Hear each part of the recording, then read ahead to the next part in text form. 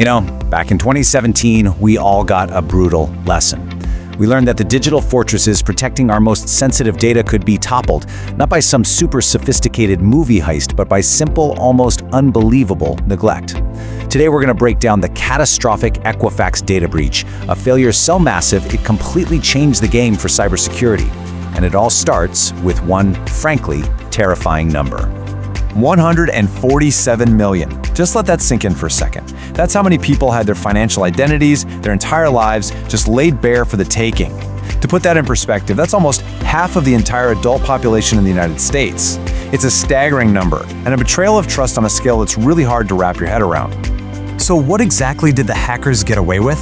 Look, this wasn't just about credit card numbers, which, you can cancel and replace. No, they took the crown jewels of identity theft. Your full name, your social security number, your birthday, your address. These are the fundamental building blocks of who you are. Stuff you can't just change like a password. For every single victim, this created a permanent, lifelong risk. And this quote, it just hits the nail on the head. See, the thing about Equifax is, you don't really choose to do business with them. They collect and hold your data simply because you exist in our financial world. So for them to fail this badly, it wasn't just a corporate screw-up. It was a deep violation of the trust our whole society has to place in these giant institutions. So the big question is, how? How does one of the most critical data guardians on the planet just completely fall apart like this? Well, the story is both shocking and, honestly, terrifyingly simple. It all started with a single, well-known problem, a ticking time bomb that they just never bothered to defuse. The weak link was a piece of software called Apache Struts. The easiest way to think about it is like using a prefabricated frame to build a house. It's a super common open source tool that developers all over the world use to build web applications faster. But because it's so popular, it also makes it a massive, juicy target for hackers. And the flaw itself? Oh, it was the worst kind imaginable. It's called a remote code execution vulnerability, or RCE. For a hacker, this is the absolute holy grail. It's not like finding a key to one door. No, this is like finding the master key to the entire building, letting you walk in from anywhere in the world and do literally anything you want. And here's the part that is just so infuriating. On March 7th, a fix for this vulnerability, a patch, was made available to everyone.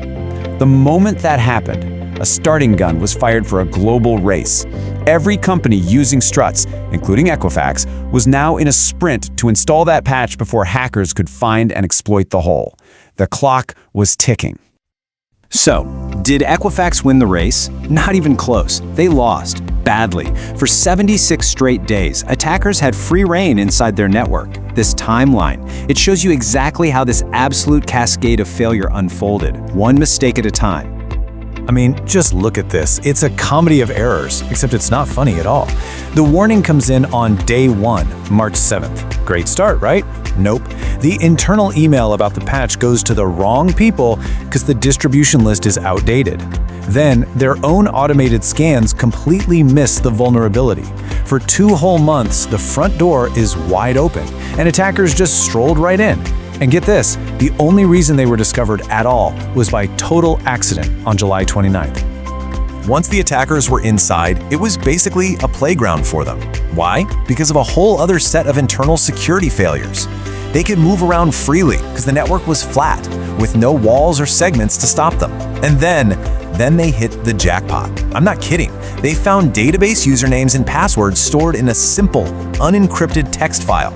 After that, it was a buffet. They just slowly and quietly ran over 9,000 queries and smuggled all that data out right under Equifax's nose. You'd think it couldn't get any worse, right? Well, if the breach itself was a technical disaster, the way the company responded afterwards was, somehow, even more catastrophic. What happened next was basically a masterclass in how to completely vaporize public trust. First off, they sat on the news for over a month before telling anyone. Then, when they finally launched a help website, it was so poorly made that people thought it was a phishing scam. The fine print in their terms of service actually tried to trick people into giving up their right to sue. And the cherry on top? Their official Twitter account accidentally sent people to a fake help site set up by scammers. It was a total, absolute meltdown. With a response like that, you can probably guess what happened to their bottom line. The market's reaction was swift and brutal. The company's stock price just fell off a cliff, dropping over 30% and wiping out billions in value. And the final bill? It included a historic settlement that cost them up to $700 million, one of the biggest of its kind ever. But you know, money is one thing. The human cost is something else entirely. For every single one of those 147 million victims, this risk never, ever goes away. That data is out there, and it's out there forever. This one failure placed a lifelong burden on nearly half the adults in America, forcing them to constantly look over their shoulder forever. So we have to ask the question, why did this really happen? That single missed patch wasn't the actual disease, it was just the final ugly symptom. The official investigations dug deep, and what they found was a systemic sickness running through the company's entire culture and all of its processes. When investigators peeled back the layers, they found a total system failure. The security culture treated cybersecurity like an annoying cost instead of a vital business function. Their asset management was a mess. You can't protect what you don't even know you have. The patching process was literally just fire and forget, send an email and hope for the best. From the very top leadership down to the network design, every single layer of defense had failed. As awful as this whole story is, something good did come out of it. This disaster was a painful, very public, and incredibly expensive lesson for the entire corporate world. It served as a massive wake-up call, and its legacy is really important. So let's talk about the lessons that were forged in that fire. You can really split the world of cybersecurity into before Equifax and after Equifax. Before, for many companies, security was just some problem for the IT department. After, it became a C-suite, board-level business risk, because suddenly everyone could see the billions of dollars at stake. The industry shifted to an assumed breach mentality, basically accepting that attackers will get in, so you'd better be good at finding them fast. And simple chores like patching suddenly became critically important.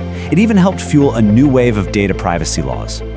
Ultimately, the ghost of the Equifax breach still haunts boardrooms and server rooms everywhere. It's this permanent, chilling warning about the devastating price a company, and all of us really, can pay for getting the absolute basics wrong. You know, the official congressional report concluded that this breach was, and I quote, entirely preventable. That's the real kicker. It was preventable. And it leaves us with a really unsettling question to think about. What's simple, overlooked basic, like an unapplied patch or an outdated email list, is just sitting out there right now, waiting to cause the next great disaster?